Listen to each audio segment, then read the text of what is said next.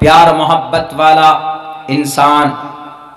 अब मसला ये है कि हमें इस दीन को अल्लाह का फाइनल दीन समझकर नबी का तरीक़ा क्या रहा है उसको देखते हुए हमें अपनी ज़िंदगी गुजारने की सख्त से सख्त ज़रूरत है। ये हमारी ज़िम्मेदारी बनती। अल्लाह के नबी अलैहिस्सलाम के ज़ुबान अल्लाह तबारक व तआला ने कुरान में बयान फरमाया, कुल हाज़िही सबीली अदऊ इलल्लाहि अला बसीरतिन। वाज़े तौर पर बयान किया अल्लाह के नबी अलैहिस्सलाम की ज़ुबान कुरान में।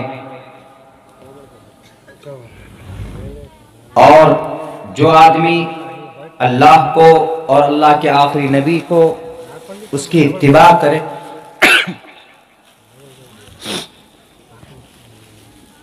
तो उसको इनाम क्या मिलेगा? मन अता अल्लाह व रसूलहु फ़क़द फ़ाज़। जो इंसान अल्लाह और उसके रसूल की इत्तिबा करेगा यकीनन वो इंसान कामयाब हो गया। ये मेरे, ये आपके या किसी नाविल की किताब का कोई मजमून नहीं है, बल्कि अल्लाह का कलाम है, अल्लाह के नबी के हदीस है। सूरज बेनूर हो सकता, चांद की रोशनी फीकी पड़ सकती, सूरज पूरब से गुरूब होना शुरू कर सकता, ये दिन और रात में तब्दीली हो सकती है, लेकिन अल्लाह के कुरान में, अल्लाह के फरमान में जर्रा बराबर तब्दीली आ जाए ये इम्पॉसिबल है, ये नामुमकिन है, ये हो ही नहीं सकता। तो ये अल्लाह का फरमान, अल्लाह के नबी का इशारा, मन अता अल्लाह व रसूलहु फ़क़द फ़ाज़ फ़ौज़न अज़ीमा। जो अरबी जान है वो जानते हैं क़द, लफ्ज़े क़द, द वर्ड ऑफ क़द, it is used for past. Arabic word क़द जब माजी पर इस्तेमाल होता है, पास्ट में इस्तेमाल होता है, तो वो यकीन का माना देता है, बिलीफ का माना देता है, ट्रस्ट का माना देता है। फ़क़द फ़ाज़, यकीनन वो कामयाब हो गया जो इंसान अल्लाह और उसके रसूल की इत्तिबा करेगा। और मेरे भाइयों, क्यों ना हो, हम क्यों ना इत्तिबा करें? इसलिए कि एक क्रिश्चियन राइटर एक किताब में यूं कहता है, काइंडनेस, मॉडेस्टी, सेल्फ डिनाइल,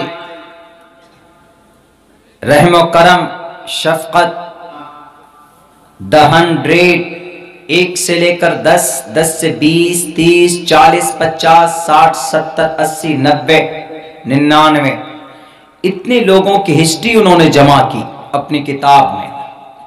कोई पहलवान था तो उसकी पहलवानी को लिखा,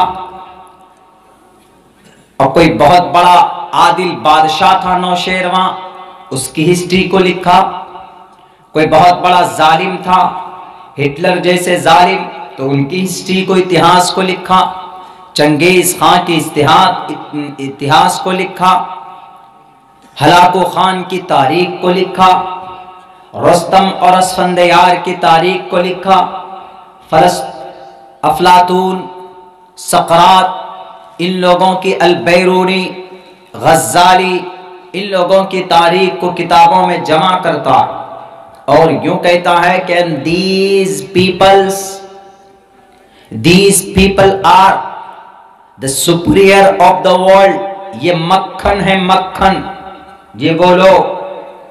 इसलिए कि हर कोई अपने अंदर अपना एक अलग पहचान रखता था। रुस्तम का नाम लिया जाता तो बड़े बड़े पहलवान कांपते थे डर से, इतना बड़ा पहलवान। नौशेरवां का नाम लिया जाता तो उसकी अदालत इतनी अच्छी थी, इंसाफ उनका इतना अच्छा था। उमर बिन अब्दुल अजीज, उनका इंसाफ, उनका निजाम हुकूमत इतनी अच्छी थी कि उनका नाम शामिल किया।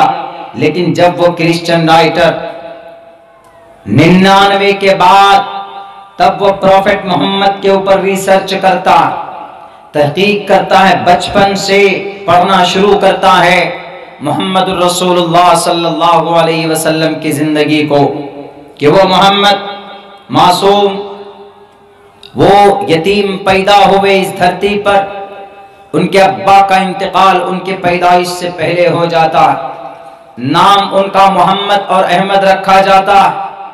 दादा की निगरानी में रहे मक्कतुल मुकर्रमा के एक छोटे से मकान 8-9 फीट चौड़ा और लंबा, उस हुजरे में आपका जन्म होता है मक्कतुल मुकर्रमा। ये अंग्रेज हदीस को देखते देखते जब ये हिंदू भाइयों के शास्त्रों को पढ़ता है तो वहां पर भी देखता है कि मोहम्मद का तज़किरा है।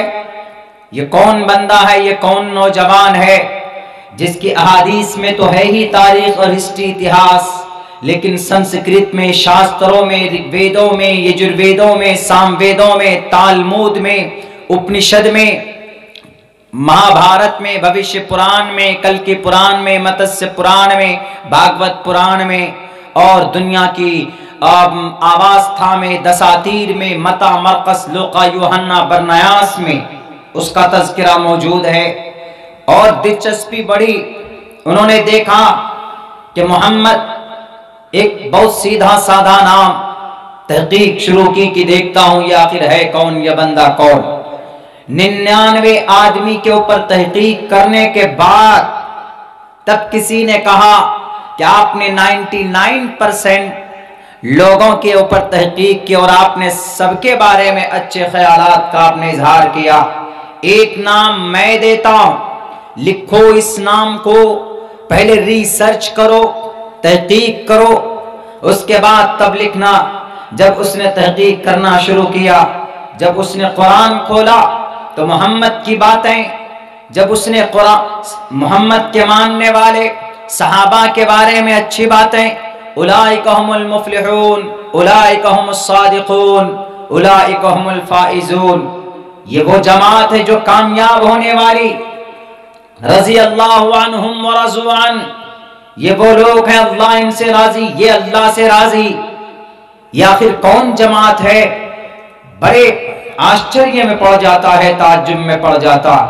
हिंदू भाइयों के ऋग्वेद को उठाकर देखता है तो वहां पर नाम यज्ञम पर चुचाम यवम सतततो तो निवोस्ति कवरितम पूर्वियम गतम कस्तद्दि विभारती।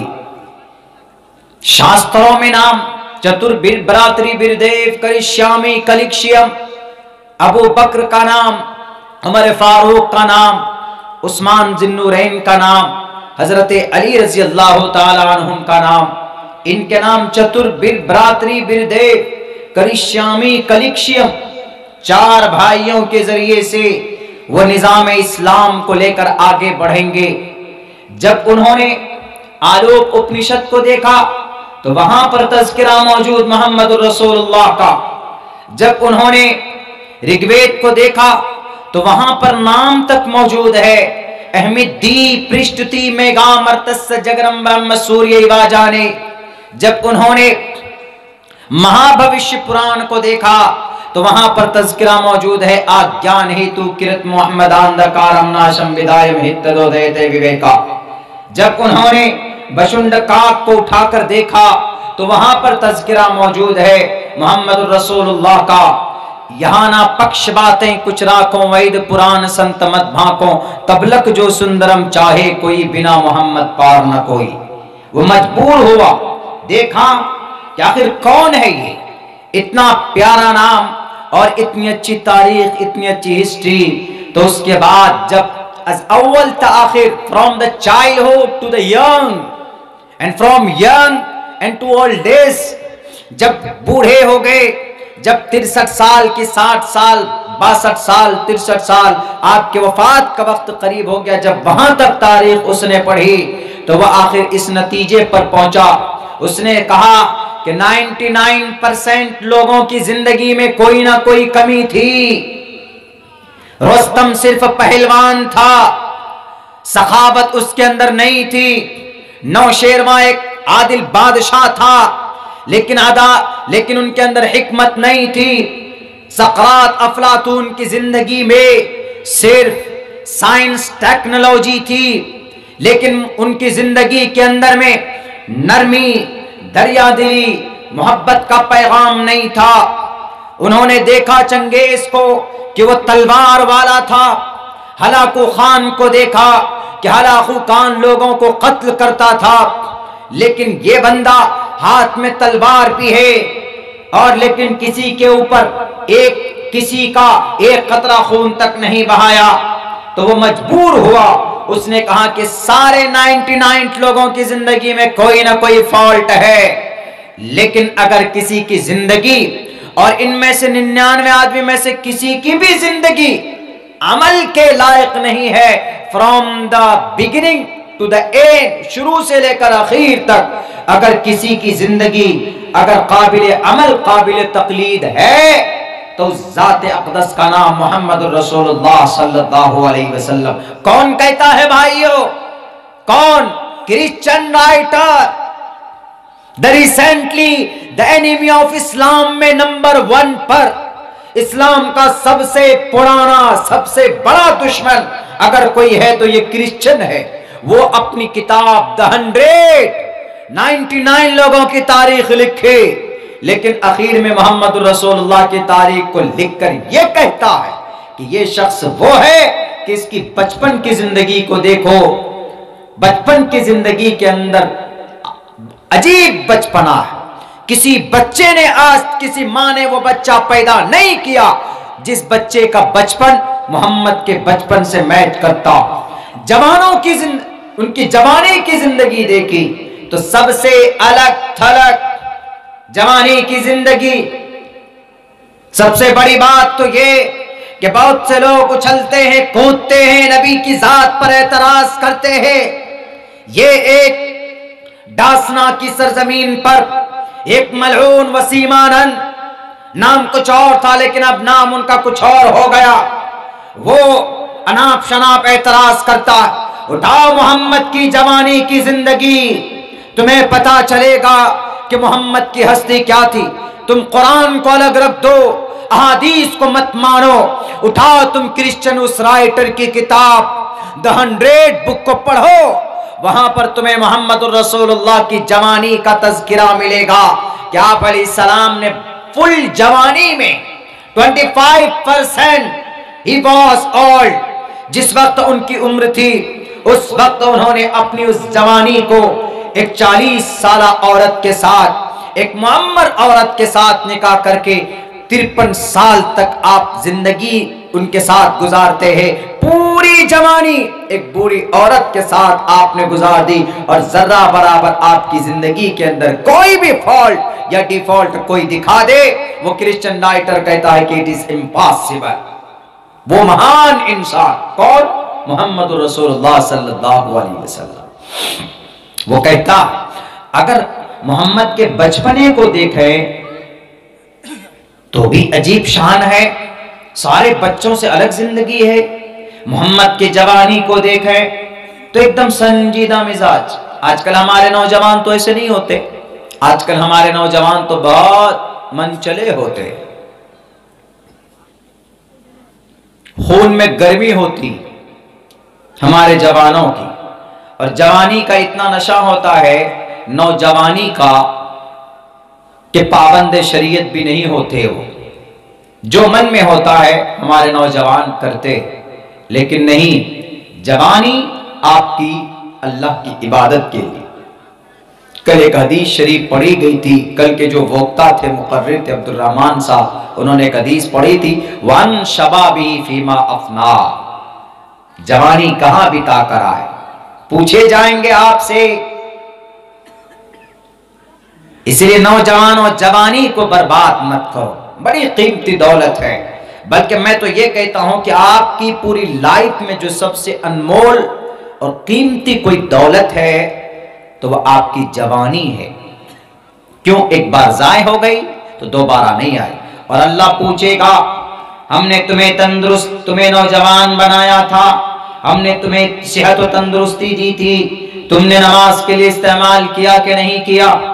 फजर में अजान हो जाती थी, तुम सोते रहते थे, जोहर में अजान की आवाज तुम्हारे कानों में पहुंचती थी, तुम मोबाइल में बैठे रहते थे और तुम्हारे कानों में असर की नमाज पढ़ती थी, मगरिब की अजान होती थी, तुम चाय की दुकान में बैठकर चाय की चुस्की लेते थे, और जब वक्त मिलता था तो बाइक पे बैठकर सिर्फ स्टंट करते थे, यहां से वहां, वहां से यहां। आखिर तुमको हमने पैदा क्यों किया बताओ, जवानी कहां बिता कर आए, कल कयामत में क्या जवाब देंगे मेरे नौजवानों, मेरे मुस्लिम भाइयों। हम नमाज पढ़ लेते हैं, हमारे घरों में हमारी माएं नमाज नहीं पढ़ती। हम नमाज पढ़ लेते हैं, हमारे घर में हमारे बच्चे नमाज नहीं पढ़ते। अल्लाह ने कुरान में कहा अकीमुस्सलाह, नमाज को कायम करो। अगर वालिदैन जिम्मेदार हैं तो अपने बच्चों के ऊपर नमाज की तलकीन, नमाज की तंबीह करनी चाहिए। वअमुर अहलका बिस्सलाह, अपने बच्चों को, छोटे बच्चों को नमाज की तलकीन कीजिए। ये अल्लाह का कुरान आपसे कहता है, अल्लाह का फरमान है कि अपने बच्चों को नमाज का ऑर्डर कीजिए। अगर आप खुद 5 वक्त नमाज पढ़ते हैं, पाबंदे सलात हैं, बहुत अच्छी बात है। अगर कोई बुराई है, कभी उम्मीद है कि उस नमाज की पाबंदी के जरिए, उस नमाज के जरिए अल्लाह तबारक व तआला आपको उस बुराई से बचा ले। क्योंकि नमाज में वो ताकत और कुव्वत है कि जब कोई इंसान खुलूसुलिल्लाहियत के साथ नमाज पढ़ता है